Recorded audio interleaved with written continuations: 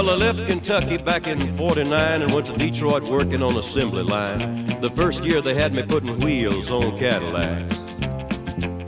Every day I'd watch them beauties roll by, and sometimes I'd hang my head and cry, 'cause I always wanted me one that was long and black.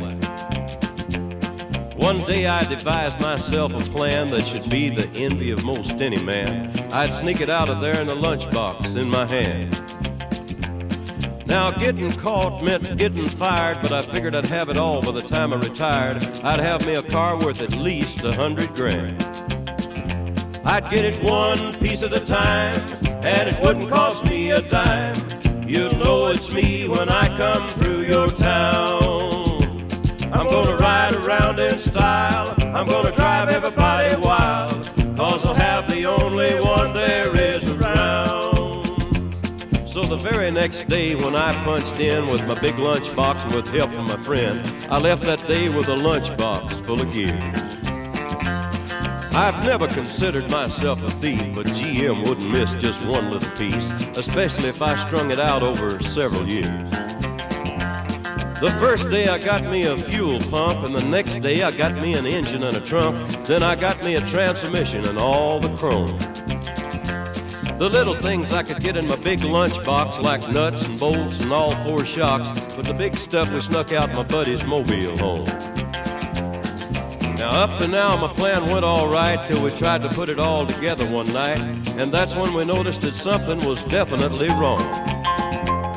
The transmission was a 53 and the motor turned out to be a 73, and when we tried to put in the bolts, all the holes were gone. So we drilled it out so that it would fit, and with a little bit of help from an adapter kit, we had that engine running just like a song. Now the headlights, there was another sight. We had two on the left and one on the right, but when we pulled out the switch, all three of them come on.